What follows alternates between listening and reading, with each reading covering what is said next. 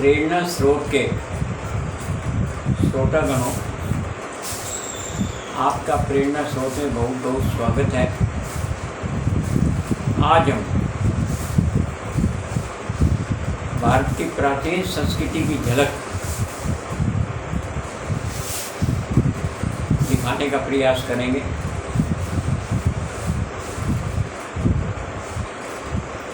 परम पिता परमात्मा के आशीर्वाद से जो जीवन से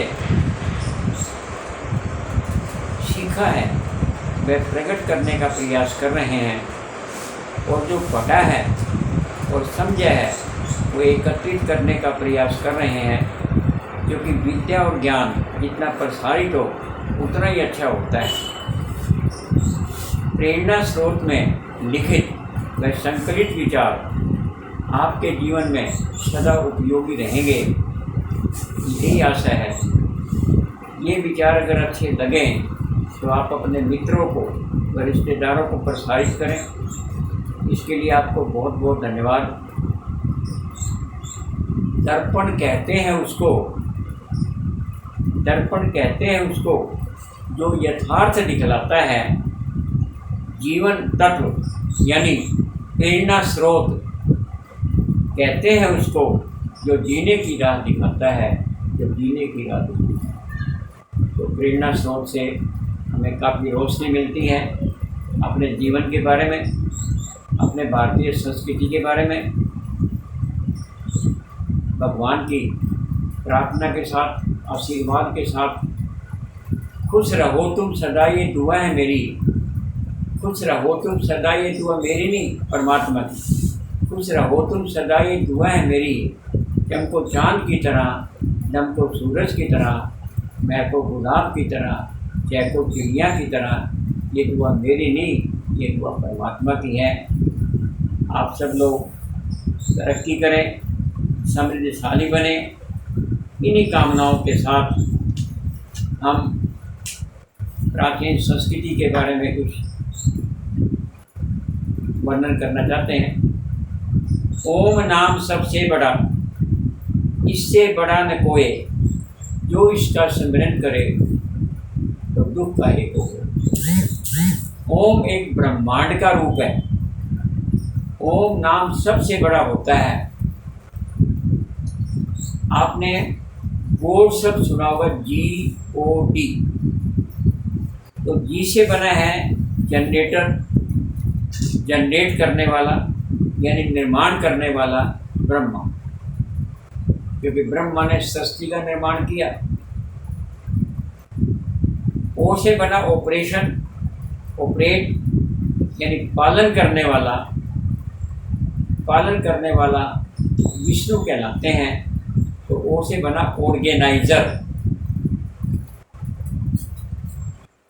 पालन करने वाला। डी से बना डिस्ट्रॉयर। तो यहाँ पर डिस्ट्रॉयर नष्ट के लिए नहीं है, यहाँ पर डिस्ट्रॉय है कल्याण करने वाले। ये कोई चीज़ आई है वो डिस्ट्रॉय होगी तो ही तो नहीं बनेगी। तो कल्याणकारी के लिए एक डी जो है शिव के लिए आया है। इस प्रकार गॉड जो शब्द है ब्रह्मा विष्णु महेश के लिए आया है। गायत्री मंत्र, ओम भूर्भुवः स्वः तत्सवितुर्वरेण्यं भर्गो देवस्य धीमहि धियो यो न प्रचोदयात्। उस प्राण स्वरूप, दुख नाशक, सुख स्वरूप, श्रेष्ठ, तेजस्वी, पाप नाशक देव स्वरूप परमात्मा को हम अंतरात्मा में धारण करें। वही परमात्मा हमारी बुद्धि को सन्मार्ग की ओर प्रेरित करें। यही जो है मंत्र में बताया गया है। त्वमेव माता च पिता त्वमेव, त्वमेव बंधु च सखा त्वमेव, त्वमेव विद्या च द्रविणं त्वमेव, त्वमेव सर्वं मम देव देव। हे प्रभु, तुम ही हमारी माता हो, तुम ही हमारी पिता हो, तुम ही हमारी विद्या हो, तुम ही हमारा धन हो, तुम ही सब कुछ हो। मैं आपको सहस्र प्रणाम करता हूँ, मैं आपको सहस्र प्रणाम करता हूँ। ईश वंदना के। अब आगे जो है, समस्त विश्व एक परिवार के समान है और हम सब इसके सदस्य हैं। हमें मिलजुल कर रहना चाहिए, एक दूसरे की सहायता करनी चाहिए, तभी तो ये धरती स्वर्ग बनेगी। इंसान का इंसान से हो भाईचारा, यही पैगाम हमारा, यही पैगाम हमारा। लहू का रंग एक है, अमीर क्या गरीब क्या, सभी में उसका नूर समाया। हिंदू है क्या मुसलमान क्या, फिर धर्म और जाति के नाम पर भेदभाव कैसा। अव्वल अल्लाह नूर पाया, कुदरत दे सब बंदे, एक नूर से सब जग उपजा, कौन भले कौन मंदे। अब जब सारे ही जीव हैं वो एक नूर से, एक प्रकाश से बने हैं, तो इसमें भेदभाव कैसा। कुदरत ने तो बख्शी थी हमें एक ही धरती, हमने इसे हिंदुस्तान और पाकिस्तान बनाया। प्रकृति ने कभी भेदभाव नहीं किया, कभी कोई ये नहीं कहा कि पाकिस्तान है हिंदुस्तान है। हमने अपने हिसाब से, मजहब के हिसाब से, जाति के हिसाब से जगहों के नाम रख लिए। कहाँ से आए पता नहीं, कहाँ जाना है पता नहीं। अरे जिस चीज़ का पता ही नहीं है उस चीज़ के बारे में आप क्यों बहस करते हो, उसके बारे में चिंता क्यों करते हो। अरे आपका जीवन जो है वर्तमान है, आज है, तो वर्तमान को आप सही बना लो तो आपका सब कुछ जीवन ही सही बन जाएगा। तो आप व्यर्थ में चिंता क्यों करते हो, जो चीज़ आपके बस में नहीं है वो तो परमात्मा के सहारे छोड़ दो। तो इसी प्रकार से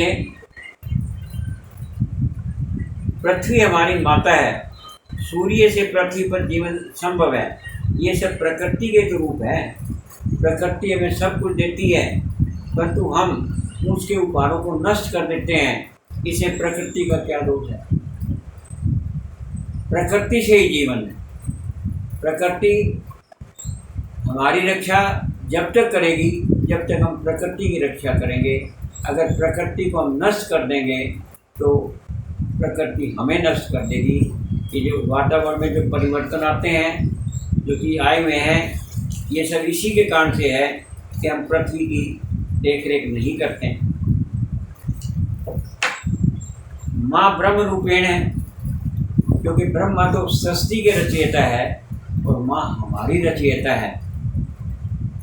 पिता हमारा पालन करते हैं, वो विष्णु स्वरूप है, और गुरु हमारे जीवन का निर्माण करते हैं, हमारा कल्याण करते हैं, वे शिव रूप है।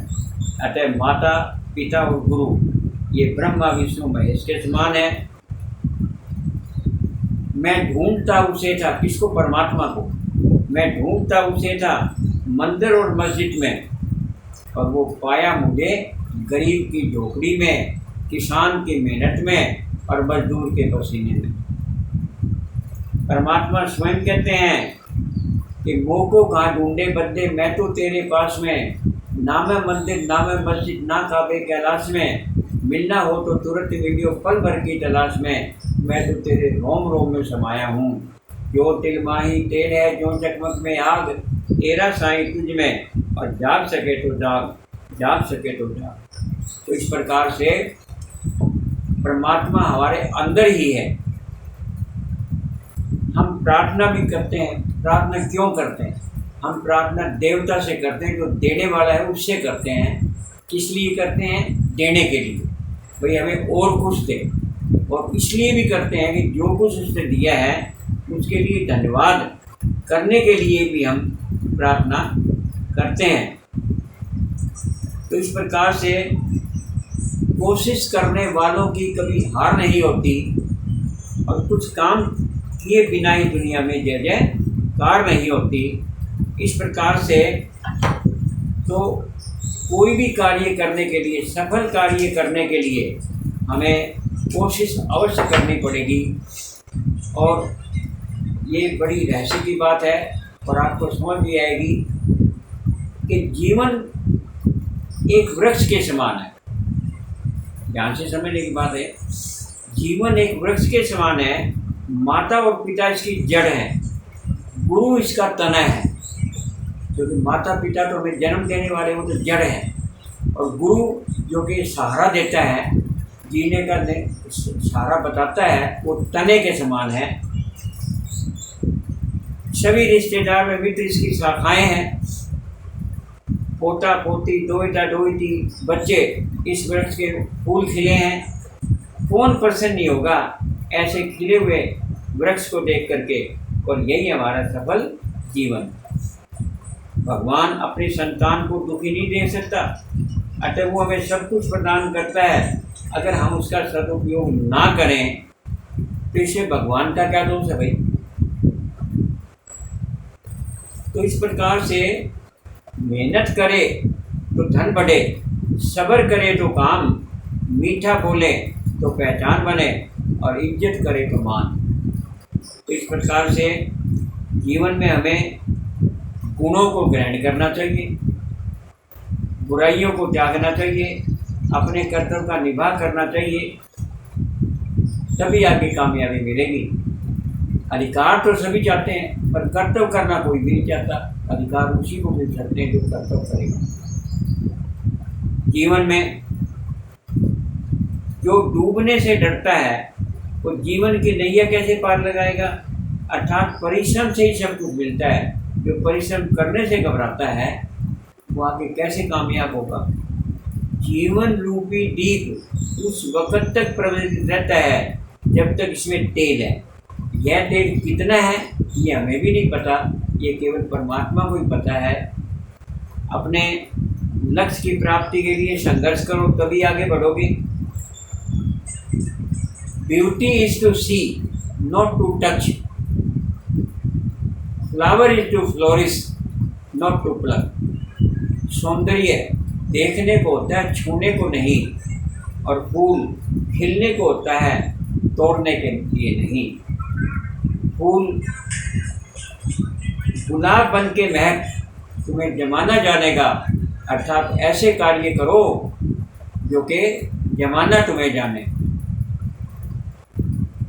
तो इस प्रकार से ऐसे कर्म करो जिससे भगवान भी स्वयं कहे कि बोल तेरी तकदीर में मैं क्या लिखूं, बोल तेरी तकदीर में मैं क्या लिखूं। हमारे कर्म ही भाग्य के निर्माता है, हमारे कर्म ही भाग्य के निर्माता है। इस प्रकार ये कुछ बातें आज हमने की हैं, ये आपको अच्छी लगी होंगी और आप आगे प्रसारित करने का प्रयास करें। बहुत बहुत धन्यवाद। आगे फिर कभी सही